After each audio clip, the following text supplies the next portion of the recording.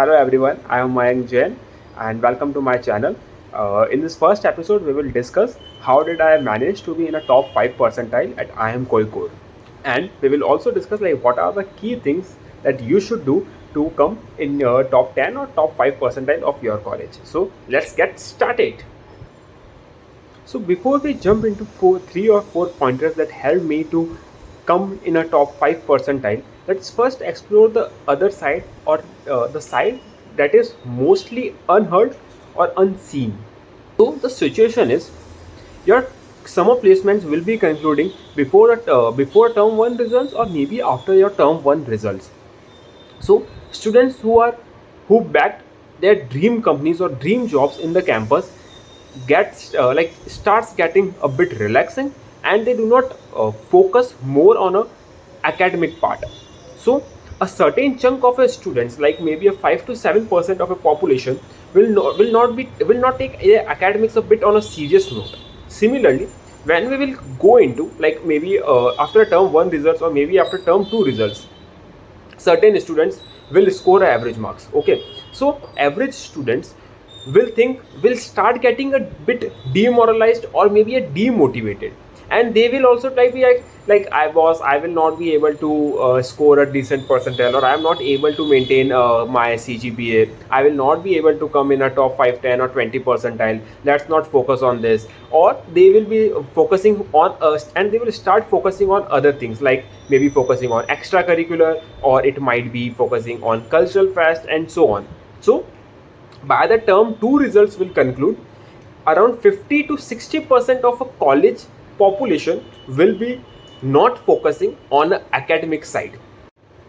So the first point here is being consistent through your 2-year journey. It is not being consistent only for a 6 months or a year. You need to be consistent for 2 years.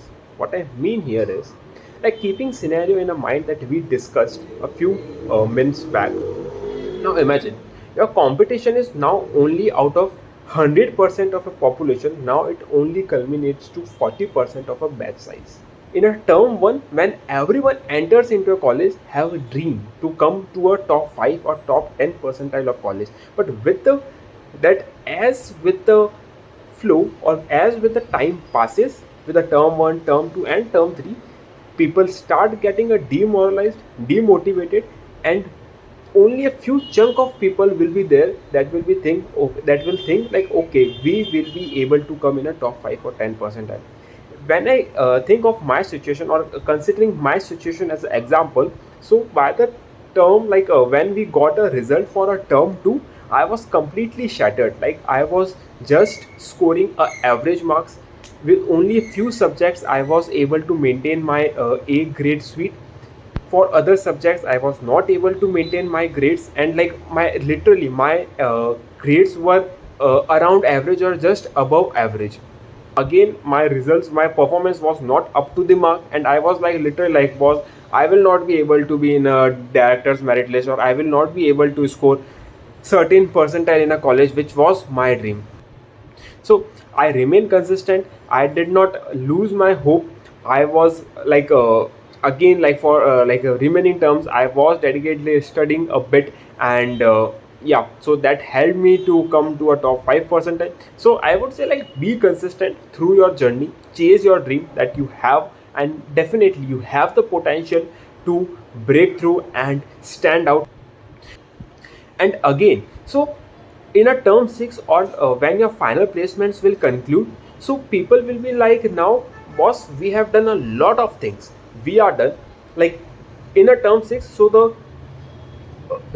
the scenario in a college will be like, boss, college will be going to end, and people will be like, every other people or every other group will be like, boss, ab nahi padna hai, we are completely done with the studies, now we want to chill. Again, students who got placed in a finals, so they will be like, they are completely dedicated a month or 2 month preparation for their placements, and after getting placed, they will not have any motivation to study, and there's a chance to score well in those terms. So I would say, just be consistent throughout your 2 years of your journey. So point 2 that helped me was, like, you need to prepare a bit smartly from your crowd. When I say prepare smartly, like from a childhood, like you were very smart throughout your cohort or throughout your batch. But here, what I mean is, you need to diligently make your friends or make your connections that will help you academically, as well as will help you in a, like, making your experience at B school amazing. So again, taking my situation, so when we were in a term 1, we were having a different sections. So what we did was, when I formed my group, so we formed a group from a very different background people. So like I was from a finance background, somebody else in our group was from a marketing, and someone else was having a done their become like having a honors in economics, someone was have studied or have mastered statistics, and so on. So what it helps is, like as a CA, I was handling finance subjects, the other person was handling, someone was handling for us like a statistics, someone was handling for us economics. So when the exam time will come, they can help us with their expertise, and we can help them with our expertise, and so that it will get balanced out. And trust me, it will help you guys, because, like, if we consider, like, in a top 25 students, three students were from our group. Third point here is taking electives wisely. So in a second year, you need to take electives. So either you can take, like, electives can range from a different domains or backgrounds. It can be from a strategy, marketing, finance, and so on. What I mean here is, taking electives wisely is, one of my friend conveyed me, like, hey, you are a CA, just take courses that are like courses from a finance background, so that you will be able to maintain your CGPA, and you will be definitely coming in the top 5 or 10 percentile. So it will help you, like, just take finance courses, it will be cakewalk, and you will be easily getting A plus or A in a class, and yeah, you will be scoring well, your CGPA will be shooting up. I was thinking a bit, yeah, point is okay, like person is saying is definitely right, but however, I was of opinion that, yeah, we have spending like around, we are investing a 20 lakh rupees or 25 lakh rupees, so why to study repetitive subjects? We are here to explore ourselves, and we need to study, or we should study a newer subjects that will help us in gaining a knowledge. Like, learning a new subjects will be definitely a good thing here. But again, there was a dream while, like, to come in a, like, scoring a well, maintaining a CGPA. So I was a bit confused. So what I did was, I took my electives in a 3:2:1 ratio. So for every three subjects in a strategy, I took two subjects of a finance and one other subject which is not related to my field or interest, maybe a marketing, or a subject having like a IT domain subject. What was the rationale behind this was, I was like getting placed in a Bain, so I was and like having a very much interest in a consulting, so I was more inclined towards a strategy part. So I took three subjects for a strategy. Again, to maintain my CGPA, I took two subjects of a finance, so that I can easily maintain my CGPA, and one subject for marketing, or marketing, HR, or IT, so that I will be able to learn different domain as well. So I will also have a different subjects knowledge.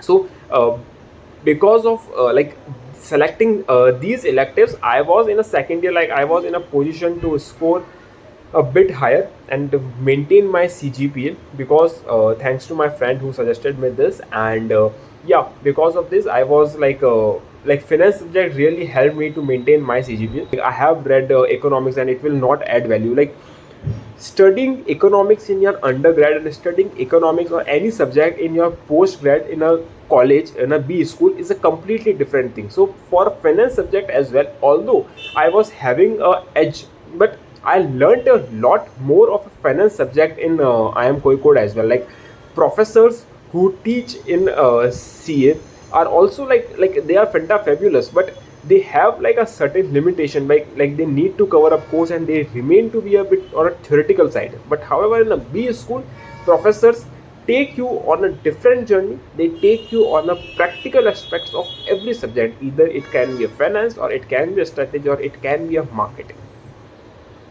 Last but not least point, and that literally helped me or literally can help anyone in like increasing or shooting up their CGPA or percentile, is class participation.